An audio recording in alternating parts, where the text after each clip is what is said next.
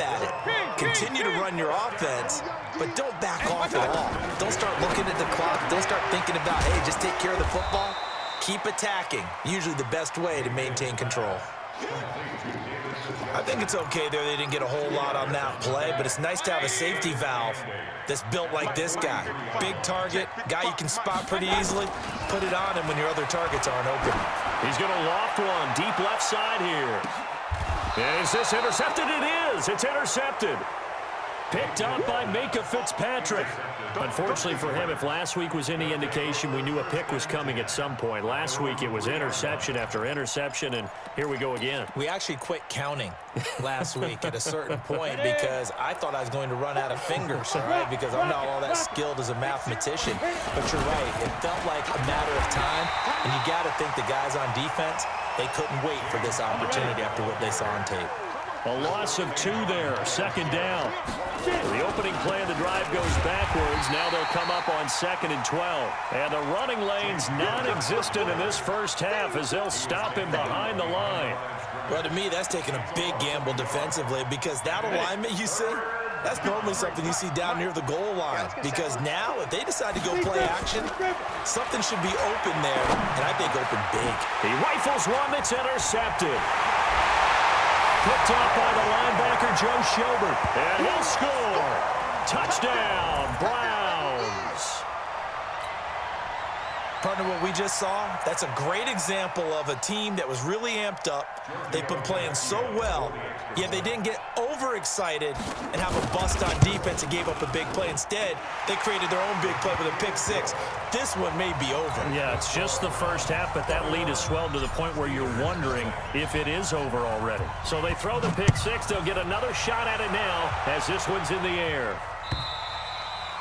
And they will not get a chance to return this one as it's through the end zone for a touchback.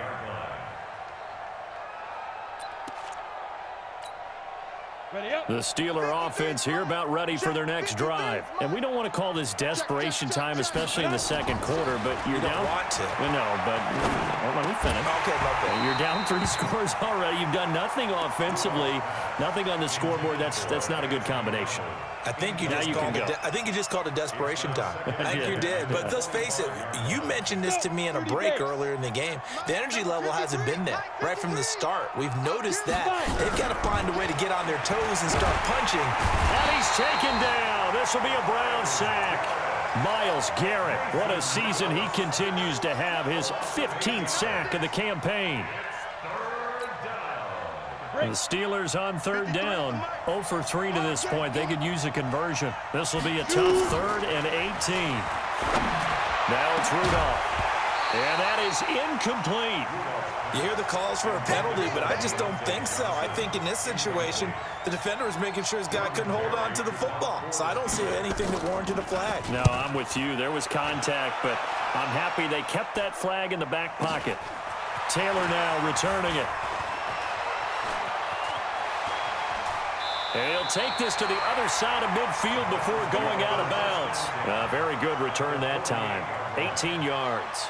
And the Browns have a short field in front of them now as they take over 1st and 10. On 1st down, they'll run with Chubb. And he is tackled inside the 40, not quite to the 35. That'll move the sticks for the Browns, a gain of 12. 2 minutes remaining in this first half of football. Coming up at the half, a reminder, we go back to Orlando to check in with Jonathan Coachman. He'll have a look back at our first half as well as a look ahead to what's coming up later this weekend. 55, Mike, 55.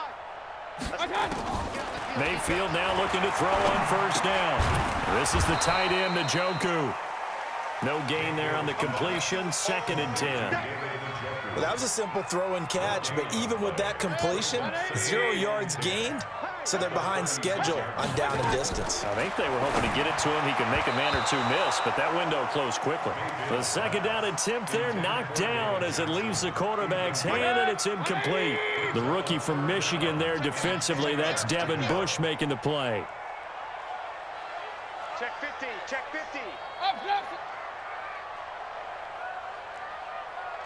Hey, alert, alert, alert, alert!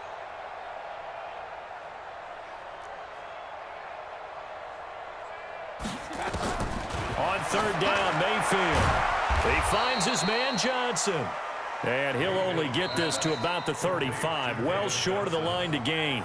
Now the Steelers use the first of their 3 timeouts as they'll head to the sideline and talk over what to do next.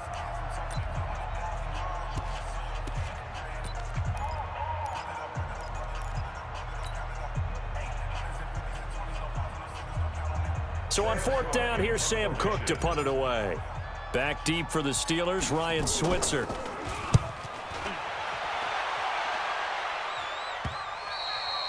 And not what he was hoping for there, as this will hit in the end zone for a touchback.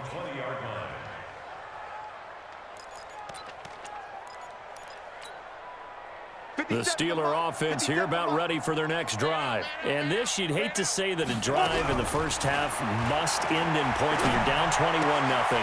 They're going to have to get something going fairly quickly. I would agree totally with that, because if you're going to mount the comeback, it's going to have to come in bits and pieces. It doesn't just all come at one time, right? We haven't seen anything more than a 6-point touchdown ever in this game, right? So that's how it has to be done. Get points on the board now. Start your comeback, but you're exactly right. And a big loss here as he's taken down. Olivier Vernon coming in with some force for the sack that time. Well, if an offense is going to throw the ball on this part of the field, any pass rusher will tell you that's his favorite part. Gets a chance to get after the quarterback. It's almost like a reverse red zone. They can create points using their defense. And this time they take... And he's going to go down right near the goal line. The officials look at each other. They're going to mark him at the 1-yard line. Myles Garrett, he continues to wreak havoc in the offensive backfield. Sack number 16 on the year. Barry on the punt as he gets this one away. Slipped right by him. That's a 49-yard punt, 8 though on the return. And this offense, they're going to have excellent field position. They take over with a 1st and 10 on the short side of the field. Here I come again. Here I come again. Mayfield on 1st down. And that is incomplete. 16 seconds now on the clock. He was looking for Odell Beckham that time, but it'll be 2nd down. An incomplete pass on 1st down. That leads to a 2nd and 10. Mayfield looks to throw. He finds his target, Beckham. And he is tackled inside the 40, not quite to the 35. Now a timeout signaled for, and they'll get it with 10 seconds to go before halftime. Line of scrimmage, the 37 on 1st and 10. Mayfield to throw it. It's caught. Beckham. Now whistles and a timeout with 3 seconds left in the first half. So 3 seconds here remain in the half. On is the field goal unit to see about getting 3 points. From the left hash mark, this a 43-yard attempt. And this one is going to just tuck into the bottom left corner as he gets it to go.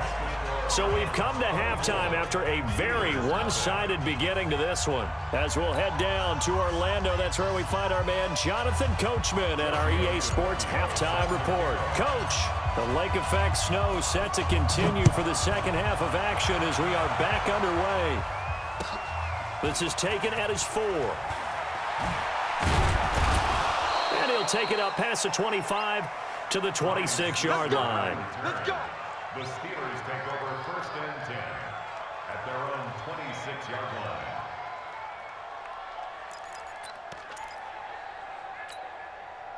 The Steeler offense here about ready for their next drive. And that first half, one to forget really on both sides of the ball. They got to find some way to string something together here, don't they? And he fires one that's intercepted. Picked off by the linebacker, Joe Schobert. And his guys are going to get the football at the 28-yard line. First possession of the third quarter, an interception, so maybe a second-half tone setter. Indeed, and not the tone they wanted to set. That's the equivalent of running out the wrong door and running into your pool instead of running out onto the field. A real dud for that one. Has that happened to you before? No, but I've heard stories about teams actually doing that back in the good old days. Play action now. Here's Mayfield. That's out to Chubb, complete. And finally, down he goes as they work it inside the 10 to the 7. That one a gain of 20 and a first down. We can talk all we want about football being a game of strength and brawn. It's also a game of mismatches, and they're trying to create one there, getting it to their back out of the backfield to make a bigger play. As we often say, get it. And he is into the end zone. Touchdown, Cleveland. Nick Chubb with his second TD of the game, his 6th on the year. And the Browns take advantage of field position on the turnover to cash this one in. Extra point through the snowflakes, up and good. And that will extend this big lead.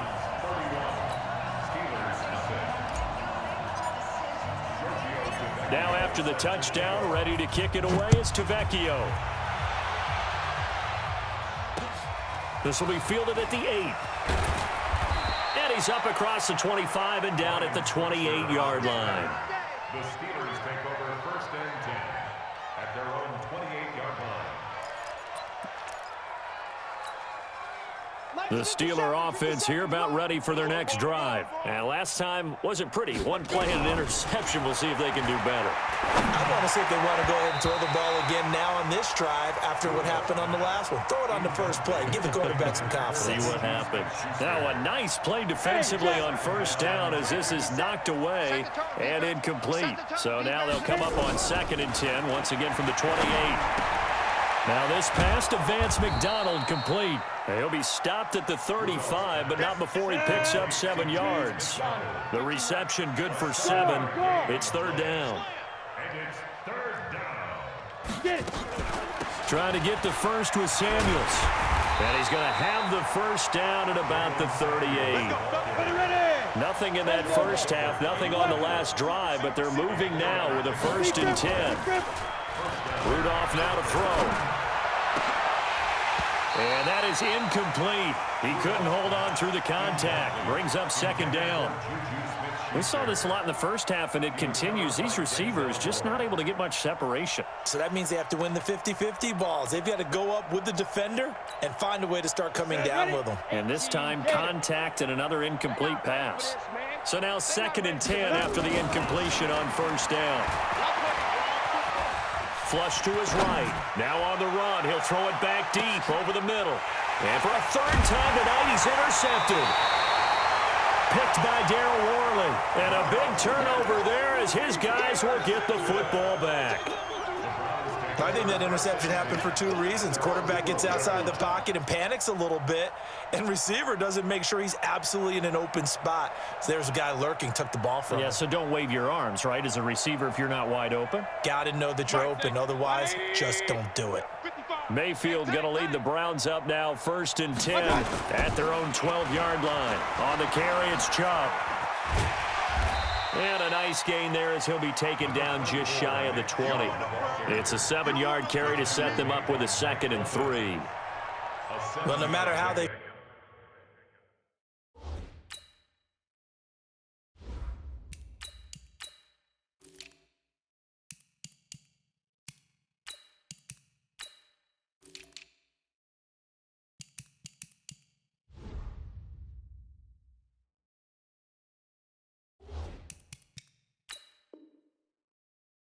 phrase it, staying on schedule, staying ahead of the sticks, whatever you want to call it.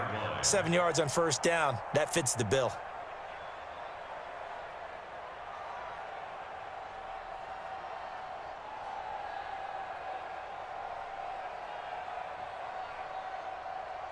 So they'll come up after the gain of 7 on a 2nd and 3. Let's go, D. Let's go. You draw Corkers. Fight. They'll run here with John Kelly.